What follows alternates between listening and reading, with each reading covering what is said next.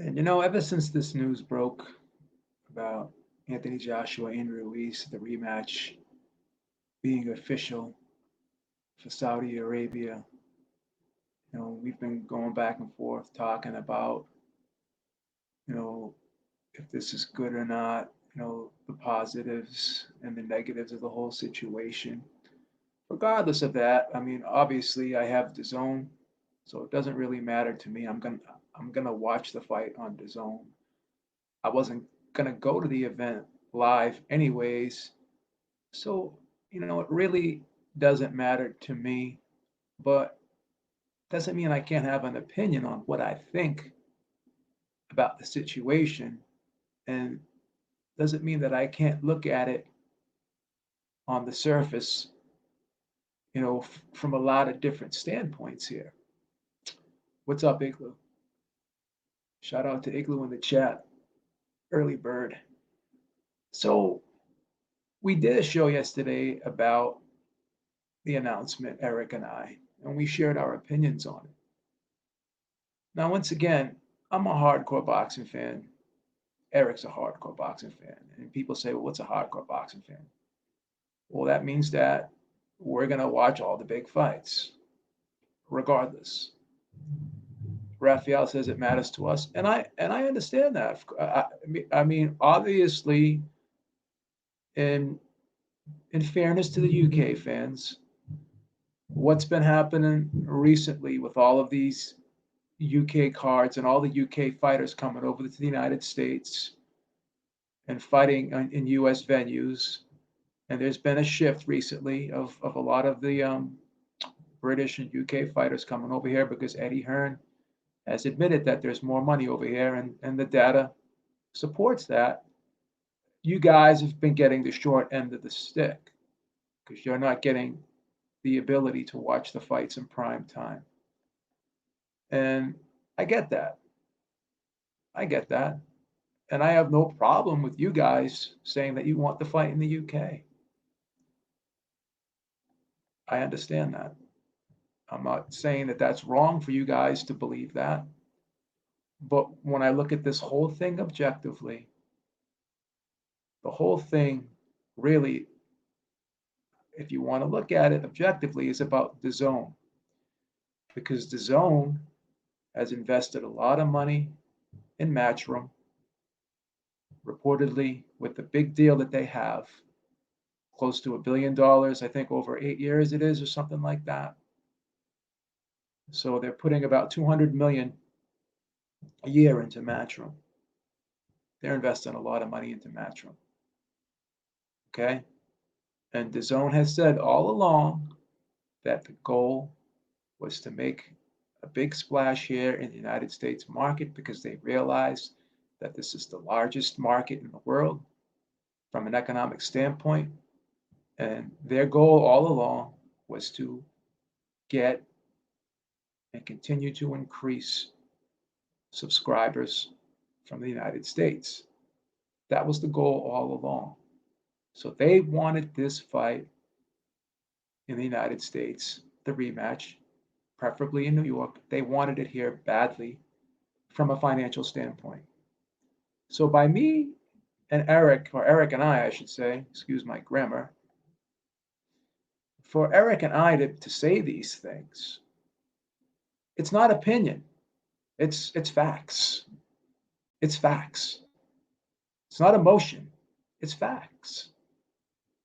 And again, most of the fans in the United States are not like myself. They're not like Eric. They're not like a lot of us here on YouTube.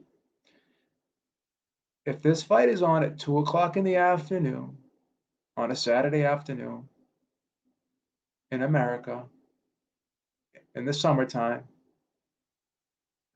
okay, no, excuse me, not in the summertime, in the winter, I apologize for that. Obviously it's summertime now, so I'm getting my seasons confused. I apologize. It's a little early. I'm not fully awake yet. But you put this on at 2 o'clock on a Saturday in December, where all the college football games are going on and all the other sports. You got basketball still going on, hockey going on, and all this stuff. It's not a good look, and it's not a good strategy if you're trying to put this fight in front of as many eyeballs live as you want, as you could.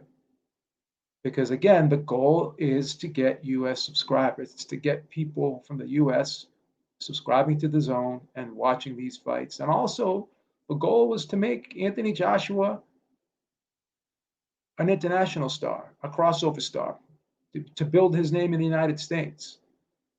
So, how do you do that if you take him off prime time and you put him in a time slot that is horrible here in the United States?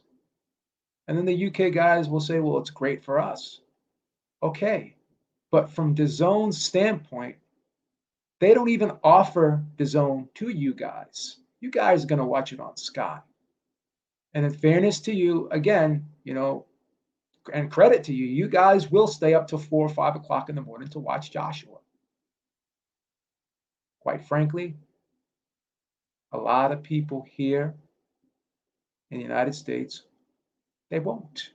And even when Joshua was on Showtime at 5, 6 o'clock in the afternoon, nobody watched except for people like me and Eric. And that's just the fact of the matter. So when you look at this objectively, okay, objectively, from a business standpoint, and then you guys are going to say, well, what do you care about the business? Well, because the business is part of the sport. And actually, I am interested in business.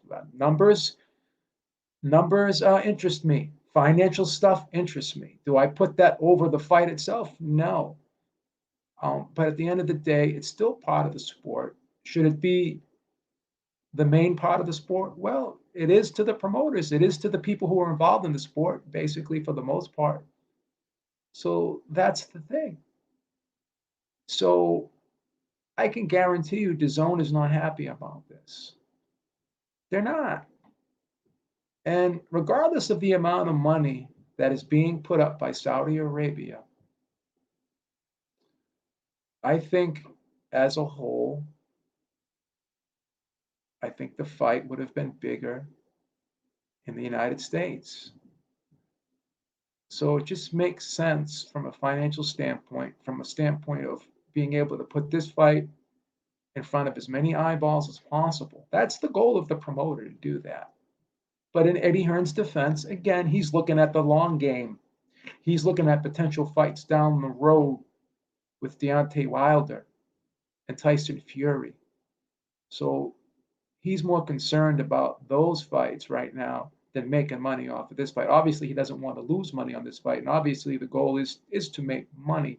But he's willing to take a loss financially, and he has said that, because when Saudi Arabia wasn't even on the table, and it was just Cardiff and New York for the most part, those were the two front runners. And he admitted that there was more money in New York.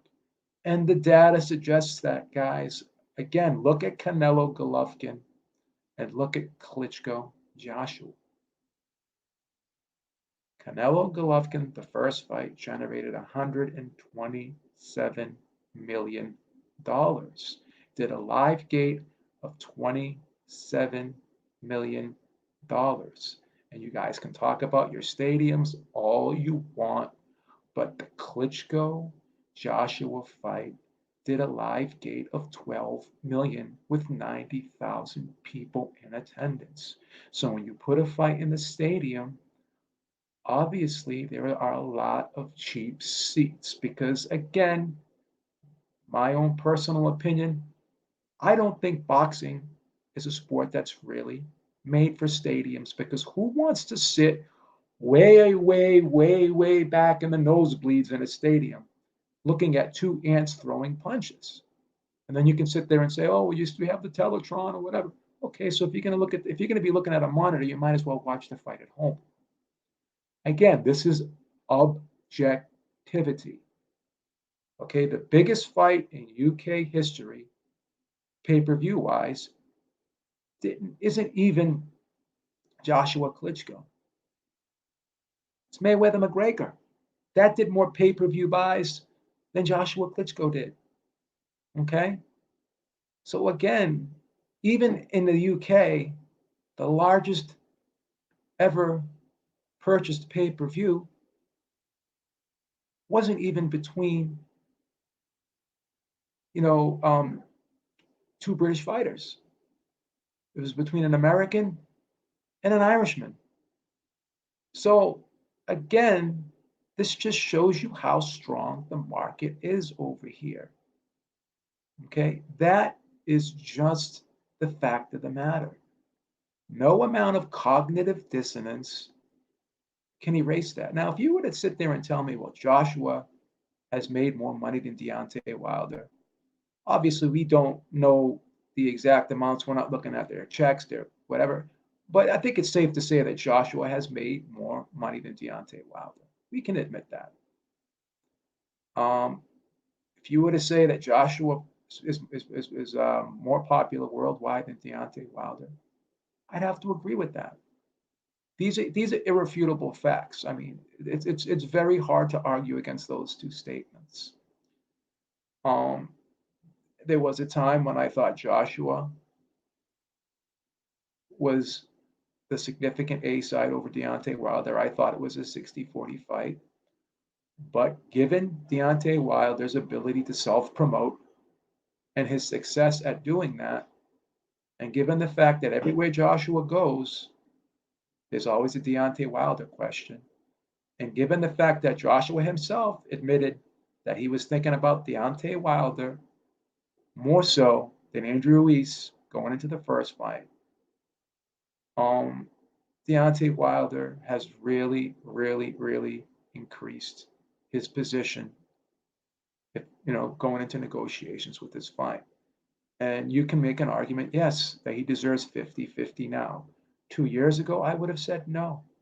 But Deontay Wilder, regardless of how much he's made, regardless of his attendance, regardless of all those things, for whatever reason, when you mention the name Anthony Joshua, Deontay Wilder is always going to be attached to it. Now, whether or not you guys want to say, oh, well, Deontay Wilder built his reputation off of Anthony Joshua, even that could be true. But it still is what it is. Again, you put these two guys together. I've talked about this several times before. When you put when they first put Oscar De La Hoya and Floyd Mayweather together, nobody ever envisioned that fight doing 2.4 million pay-per-view buys. And before that fight, the most amount of pay-per-view buys Oscar De La Hoya ever did was 1.4. Okay, so he increased his pay-per-view buys by 1 million. Now you can sit there and say, yeah, he was the A side, blah blah blah. But Floyd Mayweather had something to do with that. Why? Because when you put these two guys together, the sum was greater than its parts. And this is the same scenario I keep bringing up, and the same example, I should say, that I keep bringing to the table when I talk about Wilder and Joshua. Joshua's numbers are better, irrefutable. Made more money, irrefutable. But what is not irrefutable is the interest in this fight worldwide between Anthony Joshua and Deontay Wilder, or at least before he lost to Andrew Ruiz. So you got to give Deontay Wilder credit for that, regardless of how different his position is in the grand scheme of things compared to Anthony Joshua. No one's doubting Anthony Joshua is not a star. No one's doubting Anthony Joshua is not popular. You could argue that maybe he was overrated, but that doesn't mean he's a bad fighter. Again, when you say someone's overrated, it's not always looked upon as negative. It's just if you're saying that you're an A+ student and you're really an A- or an A student, then you're overrating yourself. You're lying, or not lying, but you are misrepresenting yourself. So if someone's on a scale of 1 to 10 and says they're a 10, but they're really an 8's still good. So this doesn't mean Joshua's trash, doesn't mean he's not a good fighter. He's still arguably a top 3 or at least top 4 heavyweight in the world. Now, if you're in the top 4 in a division that has 3 or 4 thousand registered fighters. That means something.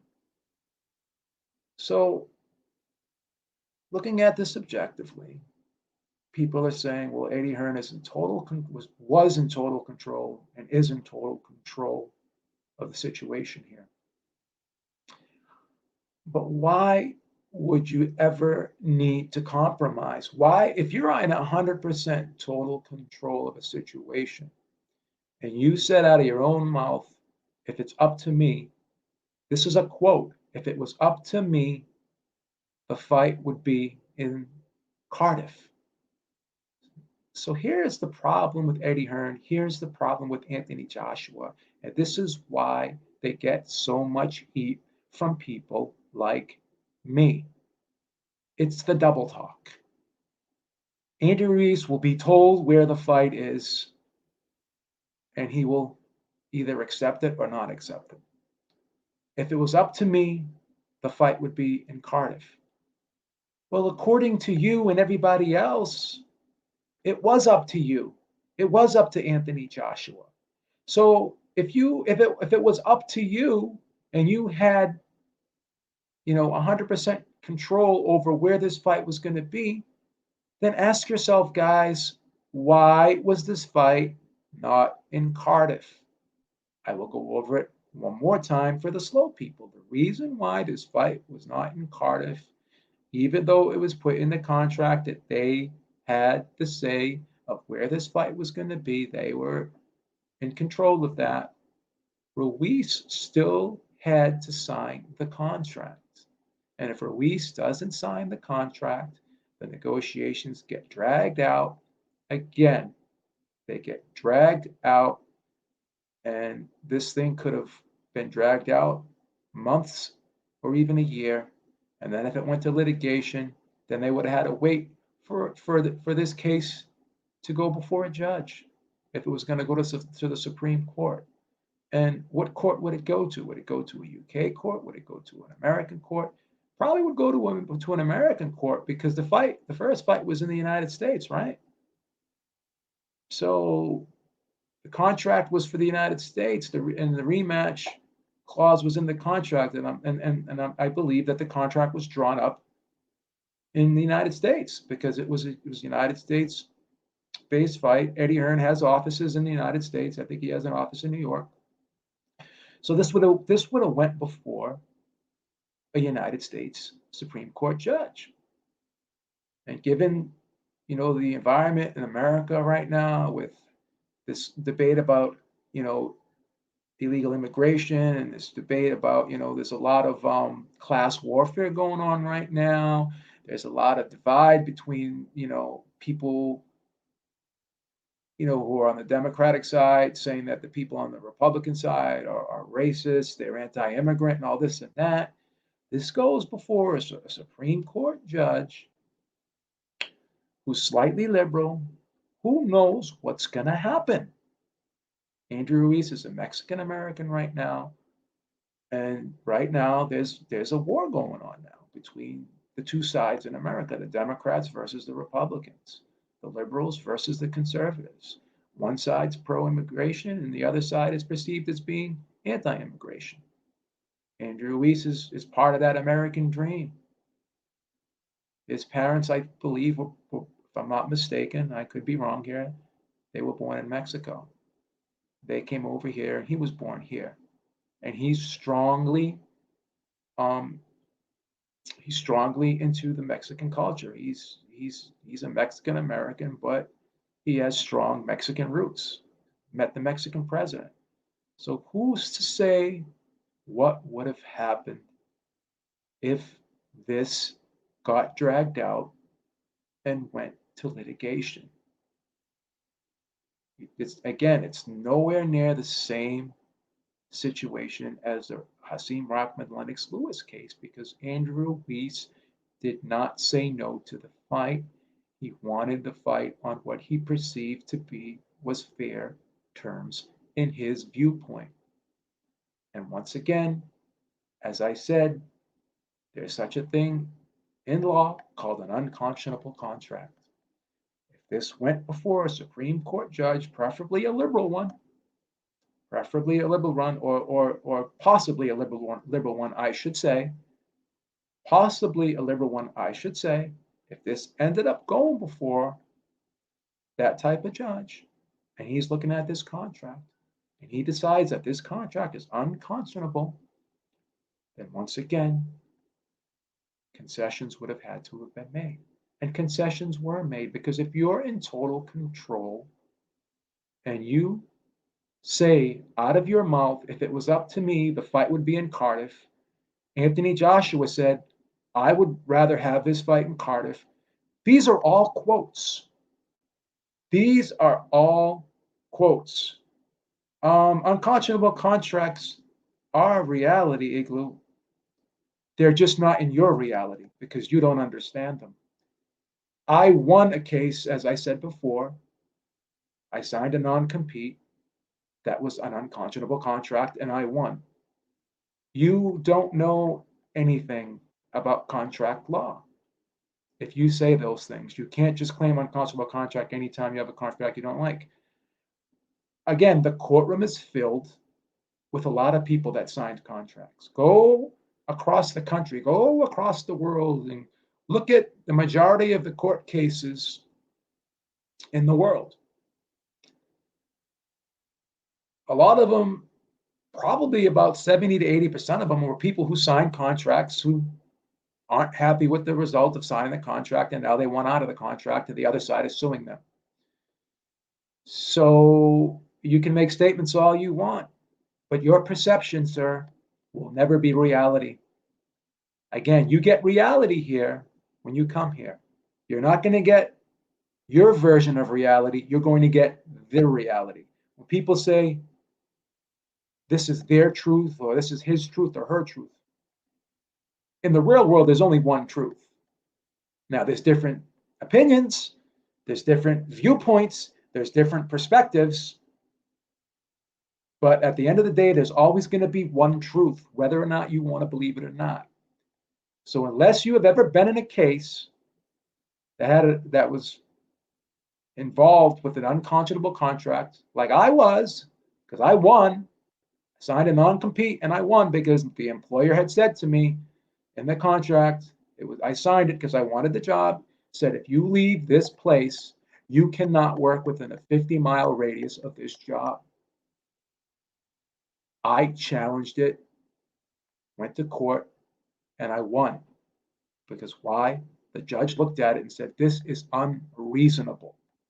It happens. It's not, again, it is not 100% my opinion because I have experience and I have empirical data and I have taken business law classes in college and I've talked to lawyers and I work with lawyers at my job right now. We have city ordinance lawyers that work for us in the city of Revere. And we talk about things like this all the time. So my opinion is irrelevant here, but my facts, the facts are not. No matter what you say, you can't change it. Eddie Hearn was not willing to roll the dice. He was not willing to gamble. He was not looking, he was not looking to go to war with Team Ruiz here. Because at the end of the day, Ruiz had leverage because he had the belts. Again, this is another fact. Whenever somebody has something you want, that in itself is leverage. Doesn't mean Ruiz is the A side. Doesn't mean Ruiz is in total control. But Ruiz is a very integral piece of the puzzle. And he showed you just that when he came out and said on several occasions, I am not fighting in the UK. And then you had, once again, Eddie Hearn saying, if it was up to me, the fight would be in Cardiff. That was the first words that were uttered out of his mouth after the first fight ended. If it were up to me, if it were up to me, the fight would be in Cardiff. That's irrefutable. Again, it's not me saying it. It's not me taking anything out of context. Joshua, once again, did an interview, and this guy's double talking himself every other second. Oh, well, Ruiz is the champion. He has a say in what happens in this fight, where this fight's going to be. And then 2 seconds later, he says, well, Ruiz thinks he's in control here. He's not in charge. We're still the A side here. So again, if you're the A side, which you are, but that doesn't mean that you can have total control of a situation. Whenever you put two parties together, even though one side may have more leverage over the other, or one side may be in a stronger position financially than the other, like one side has the lead promoter doing, putting the event on. Nobody ever gets 100% of what they want in any situation. So for you guys to sit there and say that Eddie Hearn was 110% in control of this, and if he wanted to put this fight in Atlantis, fucking 1,000 miles under the sea, then he could have done that. For you guys to believe that, you're either naive or ignorant, or once again, my favorite term that I like to categorize you guys as, you display immense cognitive dissonance. No matter what I tell you, whether it's fact or not, I'm telling you fact, 100% fact here. I'm giving you actual quotes. I have data to back up United States figures. I know how to do arithmetic. I know that selling tickets for $5,000 as opposed to selling them for $1,000, I know that selling them for $5,000 is going to be more financially beneficial. It's going to generate more revenue. I know that if you're selling pay-per-views at $80, $100 sometimes, 85 on the average, as opposed to selling them for $20, then I know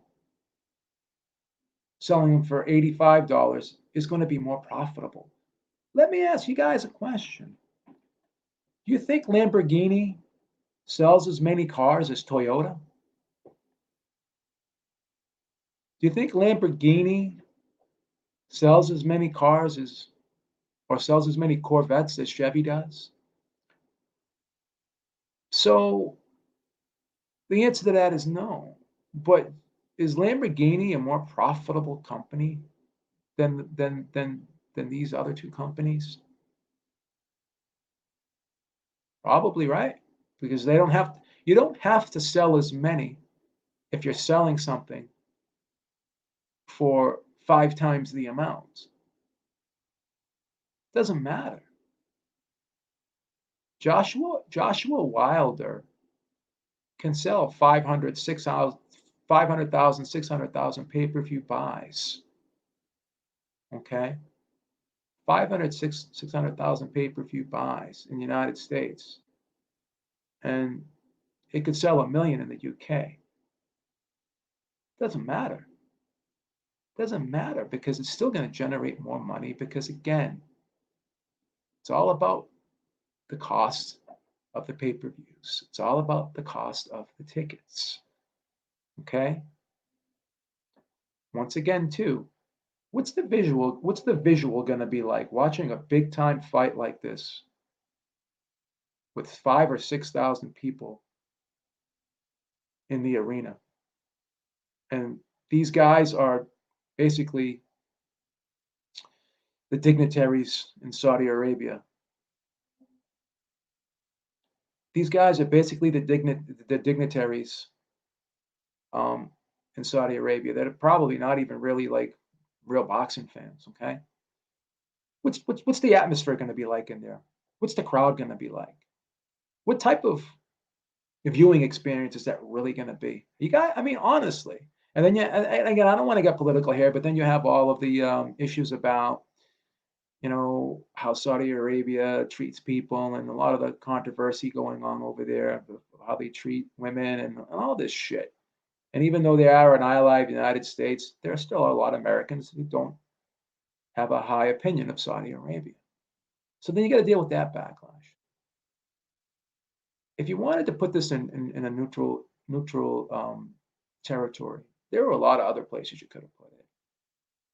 There were a lot of other places you could have put it, or you could have just did the smart thing and put the fight back in the United States, because again, that's where it would have been viewed by the most amount of people. Once again, the job of a promoter is to put on the biggest, most profitable shows possible. Okay? And at the end of the day, regardless of what the amount of money that they put up, what does that mean in the grand scheme of things if the DAZN would have put up more money to stage the fight in the United States? What about the money the DAZN would have put up? How much money would have the DAZN put up for this fight? The DAZN was willing to pay Deontay Wilder. Okay, he was willing to pay Deontay Wilder, I believe, $40 million flat to fight Anthony Joshua. And who knows what Anthony Joshua would have gotten? He probably would have gotten maybe 60, 65, 70, right? So right then and there, okay, right then and there, that's $100 million, $105 million, okay, for Wilder versus Joshua. Now you could argue right now that this fight, because of the significance and because of the history, whatever, maybe not as big as Wilder Joshua, but it's in the ballpark. So who's to say the DAZN wouldn't have willingly put up 85, 90 million, or even 100 million for this fight? Who knows what, if the DAZN wanted this fight badly in the United States, okay? The DAZN wanted this fight badly in the United States. So you can argue all you want about this 85 million. And I'm not, trying to downplay it. I'm really not. Honestly, I'm not. But to sit there and say that the DAZN wouldn't have matched it, the DAZN wouldn't have matched it or beat it, I think is wrong. So I still believe, in my opinion, and I think I have data to back it up, because once again, if they're willing to pay the fighters, the DAZN was willing to pay Deontay Wilder 40 million. He was willing to give them, they were willing to give him $100 million for 3 fights. A 3-fight deal for $100 million. Okay? They gave Golovkin a deal for $100 million and change. Canelo, 365. The empirical data suggests to me, if the DAZN really wants something, they will go above and beyond financially what is considered the norm. Okay, now $85 million is a lot of money. It's no, or whatever. It's like 70 million pounds works out to maybe 85 million, 85 million dollars US dollars, whatever. It's a lot of fucking money. So the fighters would have gotten, the fighters are going to get arguably like 40 million of that 85. But here's the thing, guys.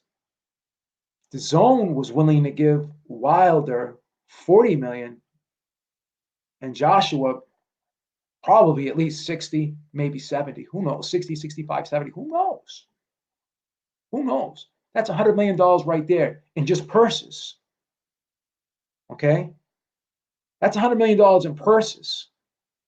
So with the fight being in Saudi, the 85 million, that's the totality of the amount that they're paying for the fight itself.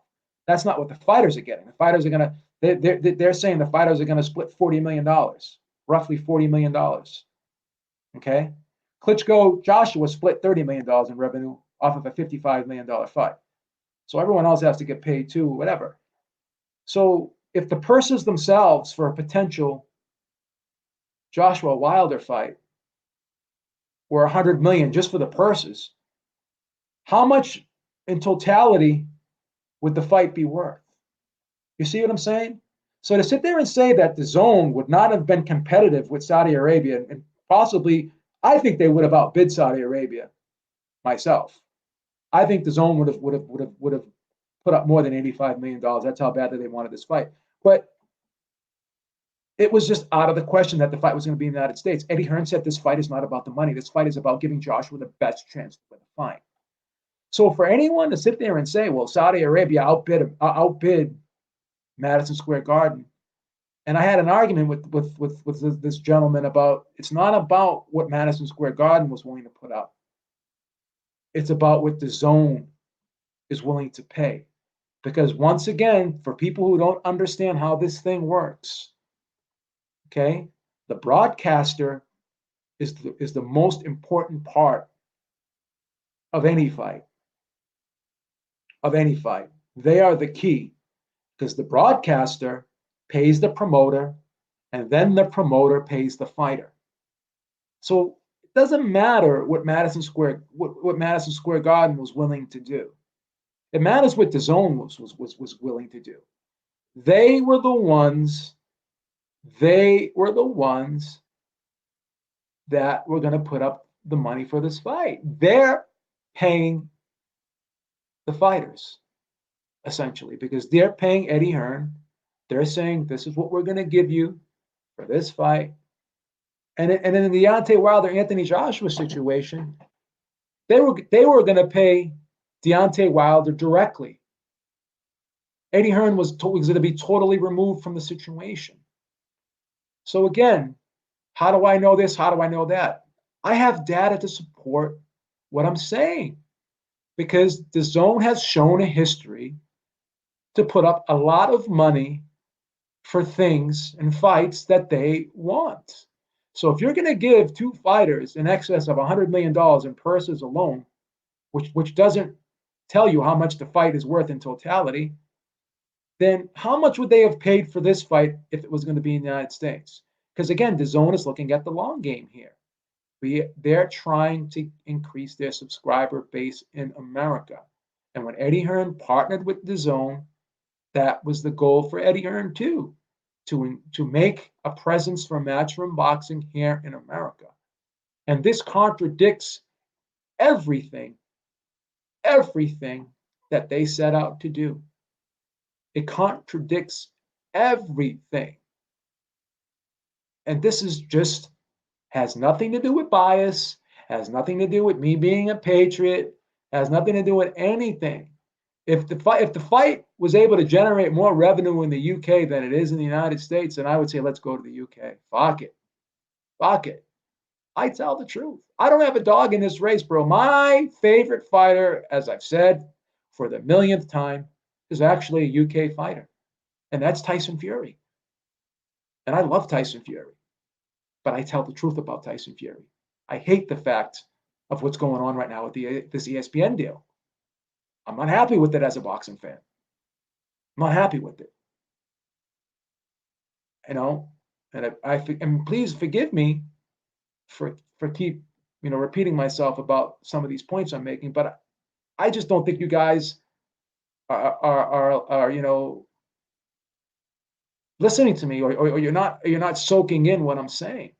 You're really not. That's the thing. So from a promoter standpoint,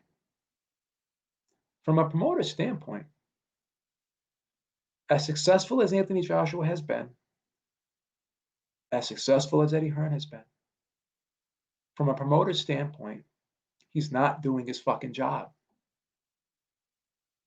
He's not doing his fucking job. He's not. He's not doing his fucking job because he's not making this fight as big as it should be or as big as it can be.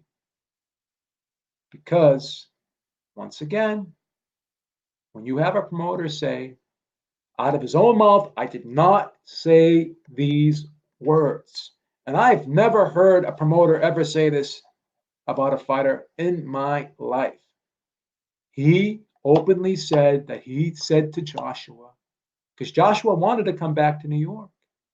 He wanted to come back to New York. That's what he said. He wanted to come back to New York. And Eddie Hearn said to him, I think you're mad. I'm not saying you can't win in New York. I don't know if you can win in New York, but I know your best chance to win is if we put this fight in the UK. So if your own promoter is not sure if you can win in America, if he's questioning your own psychological makeup going into a fight, if the fight was to come back into America, then he is not 100% confident in you winning this fight. If you're a fighter saying, after you lost the first fight, I don't know if I'm good enough, and you're openly saying that to the public, you're going on a video, IFL TV, or not IFL TV, excuse me, I apologize, Sky Sports, which is bigger than IFL TV. You're going on a video being interviewed by Adam Smith, the man who's in charge of the boxing program for Sky Sports. Millions and millions of people are watching you being interviewed, and you're looking into that camera and you're telling those millions and millions of people watching you, you're telling those millions and millions of people watching you that I don't know if I'm good enough. My friend, that is not very encouraging. Imagine the President of the United States or the Prime Minister of the UK giving a speech after a tragedy just happened, or after something bad just happened, and he looked out to the public while he's giving the speech and says to the people who are watching, yeah, this was horrible. This was a horrible situation that just occurred. I don't know if I'm good enough to be able to fix it. I don't know if I'm good enough to be able to take care of this problem. How fucking confident would you be in that leader? You could be the biggest Joshua fan in the world, and I admire your loyalty to the guy. But at some point, reality has to be put over loyalty. As much as you love the guy, you have to look at the reality of the situation. You have to. You have to look at the reality of the situation. This was a man who gave about a 40-minute to an hour interview, who would say one thing and then a minute later contradict himself. Okay? That doesn't sound like a man who's sure of himself. That sounds like a man who's conflicted. Okay? That's like, you know, you're talking to your girl, she wants to marry you. And then you say to her, yeah, well, I would like to marry you, but I'm not sure if I really want to marry you. What the fuck is that? Which one is it? You know what I mean? Which one is it? 1 minute, Ruiz has a say, and then the next minute, we're in total control here. 1 minute, the fight, UK, Cardiff is the front runner. Okay? And if it was up to me, the fight would be in the UK. And the next minute, well, we're putting this fight in a neutral venue, so Andy Ruiz will feel comfortable here. So we won't have to. So there won't be any problems getting the fight done. So what's the truth here? Again, the data the empirical data shows me that the truth is Ruiz played hardball here, and he won. Now you can sit there and say, well, how did he win? The fight's not in America. Yeah, yeah. But here's the thing. Here's the thing. Neither one of these guys ever fought in Saudi Arabia. Just like Joshua never fought in America. And the first time he fought in America, something bad happened. Saudi Arabia is I'm gonna explain something to you guys. You know, I was in the military. Um, I know how the Middle East is. I know the climate out there. I know the temperature. I know the heat. You're dealing with the guy who already has stamina issues. Okay, he's going into an environment where the heat just sucks all the life out of you. And if you're not drinking water every fucking 15, 20 minutes, you're gonna fucking feel like shit. So I'm gonna be perfectly honest with you. I think Ruiz, who's a guy who has more stamina, who's shown to have more stamina than Anthony Joshua. This is a guy who comes from a hot climate, anyways. Lives in California. He's of Mexican descent. Mexico's not is a warm country, right? Joshua's from the UK. It's not really most of the time. It's cold and cool out there, right? Joshua is still going into an environment that I don't think he's going to be comfortable with.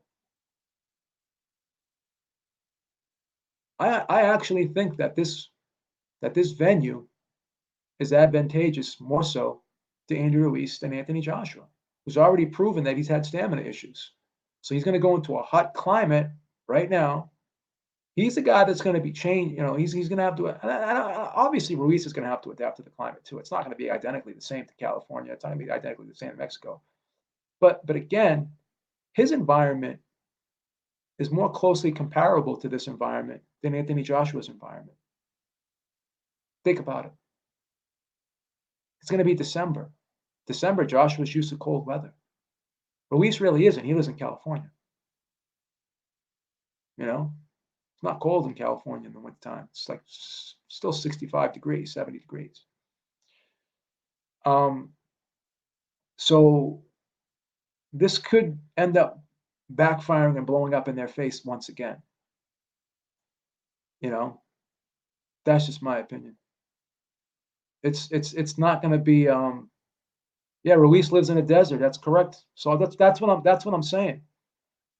This is again more stupidity on their side. This is more stupidity on their side. I was iffy about who's going to win this fight. I think Ruiz is going to beat him again now. I'm pretty confident. I'm about 85% sure right now that Ruiz beats Anthony Joshua in the rematch. I am.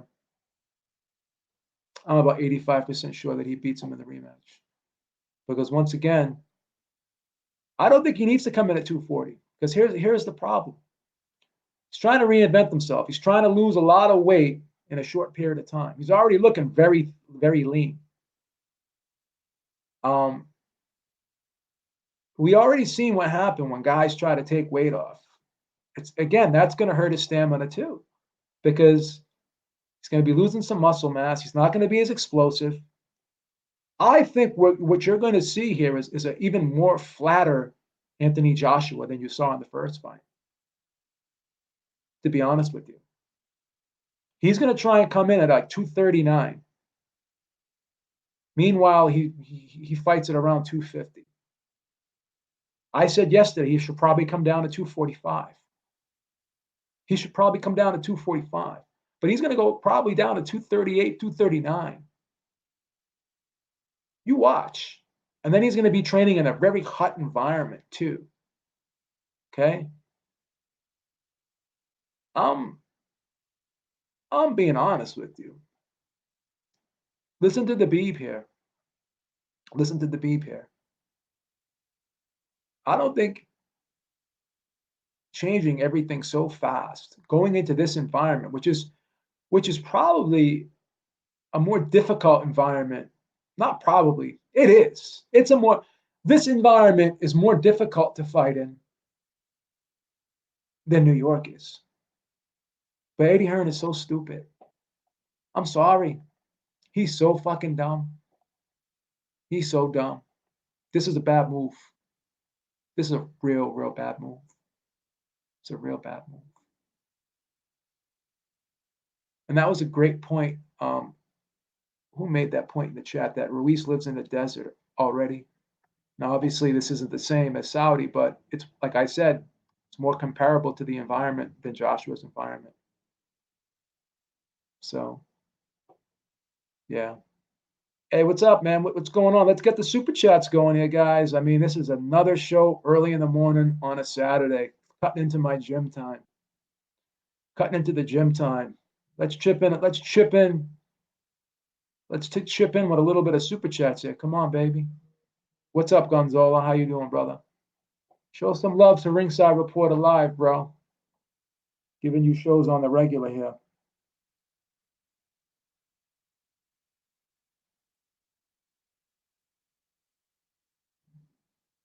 Giving you guys shows on the regular, man. Kick in with some cash here, baby. Show some love. But yeah, I mean, this is interesting, guys. This is interesting, guys. CE 2934 says Joshua constantly fights elite fighters. Define what elite is. In my opinion, in this era, and this is just my opinion, in my opinion, in this era, we've only had two elite fighters. That's Manny Pacquiao and Floyd Mayweather. Now, who has Joshua faced, in your guys' opinion, that you could put in the same class as Floyd Mayweather and Manny Pacquiao? Who? Okay, top 10, which is fair. Hey, listen. You can't criticize. Well, you can criticize Joshua, but we can't talk about Joshua like he's nothing, like he's trash. Like I never said that. I never said that. Never. But maybe, just maybe, he's not as good as a lot of you guys think he is. He's very beatable. He's got a lot of flaws. And all fighters got flaws.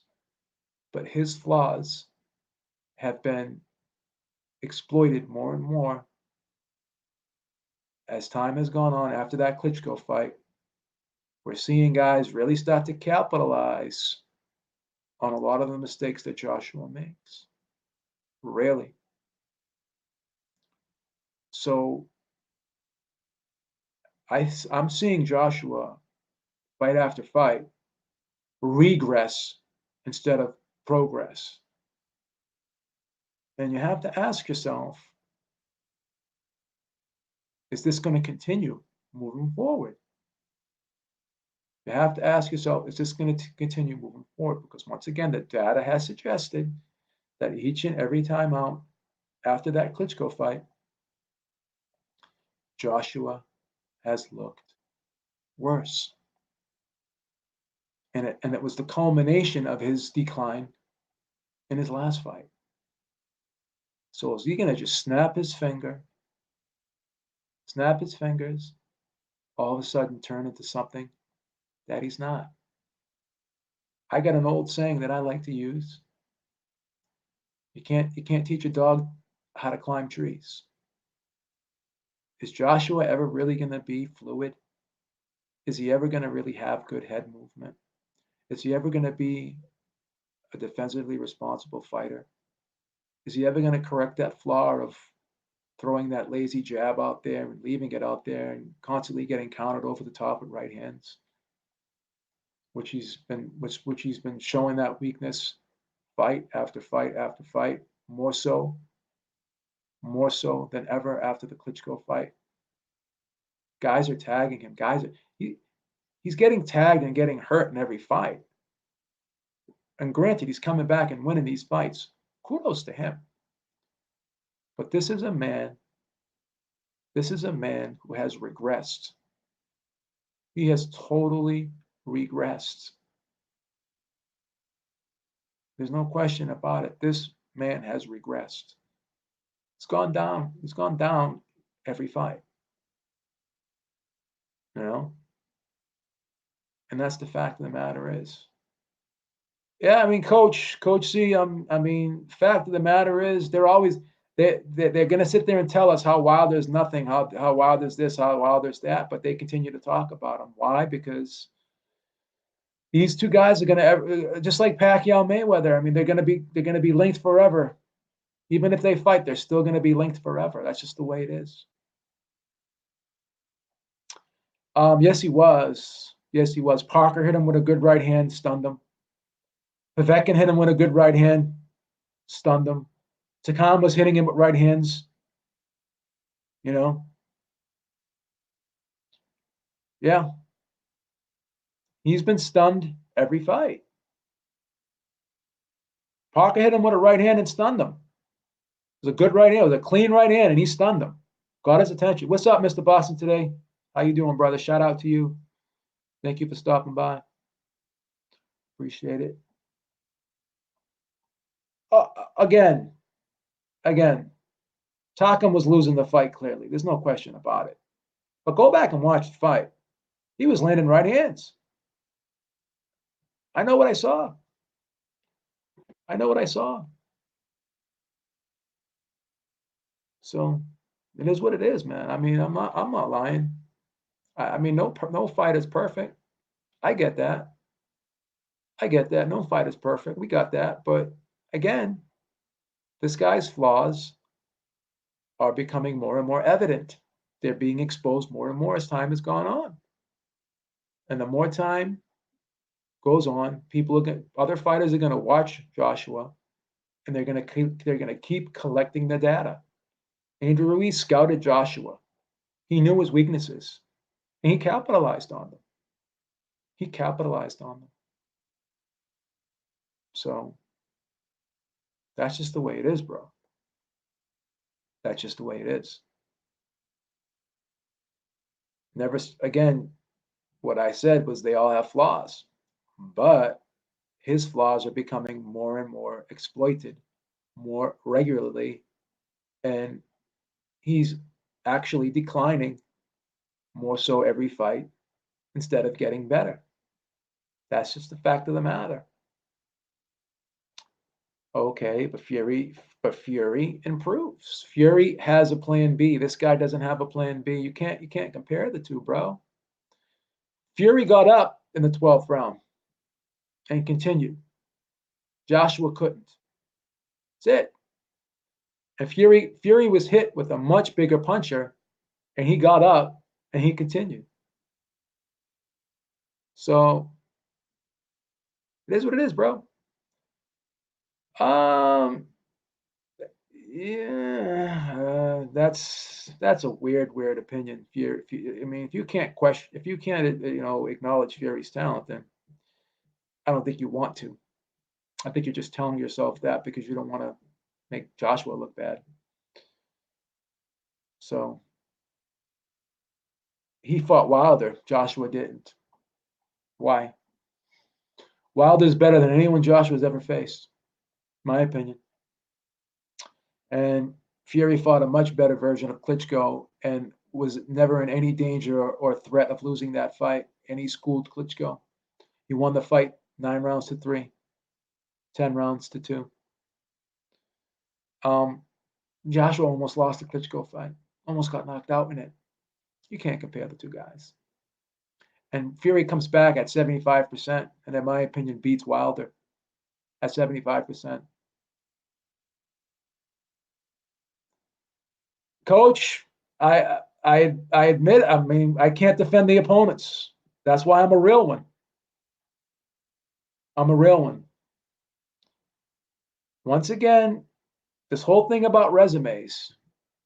Joshua supposedly had a better resume than Andrew Ruiz. Doesn't matter. You have to win on the night. It's what you do on the night. It's not what you did before. You're only as good as your last fight. We could throw these resumes up there all we want. Tyson had a better resume than Buster Douglas. You know? Thank you, Mr. Boxing today. I've been telling these dudes that the fighter can't take his smartphone in the ring with them and pull up BoxRec and show it to the opponent and say, here's my resume. This is why I'm going to beat you. This is what I'm going to use to beat you tonight. Again, it's just, this whole resume thing, all these unwritten rules in the sport of boxing. Oh, you have to take it from the champ. Oh, like all this shit. Oh, look at the guy's face. It's more damage than the other guy. Like, all this shit is just useless, dummy graphic statistics. It doesn't mean anything. Doesn't mean anything. Styles make fights. Styles always will make fights. It's what you do on the night. It's not what you did 10 years ago, whatever. Doesn't matter.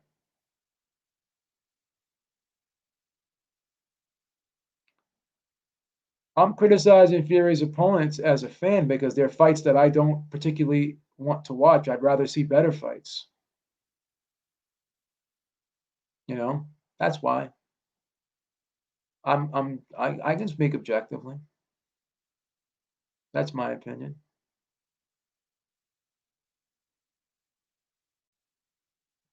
I don't. I'm not sure if I got your super chat, sir. I was. I may have. Let me see if I can find it in here. No, I didn't get it. I don't see it. Do not see it in here.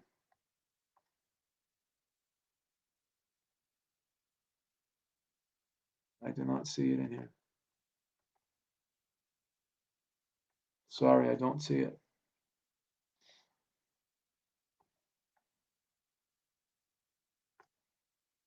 Do not see it in here, sir. Oh, okay. Okay. I'm sorry. Because I'm using the different software here. I'm using the StreamYard. So I can go back. I can go back. I can go back and check it. I can definitely go back and check it.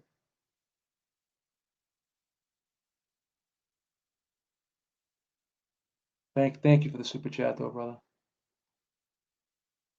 I appreciate that. It's always good when people show you some love, man. That's important. Definitely important. Slow week today in the sport of boxing, bro. Slow week. Oh yeah, I see it now. Meta Truth, thank you. Thank you, brother. Says keep up the good work, Beeb. It's gonna be a good fight. Appreciate that.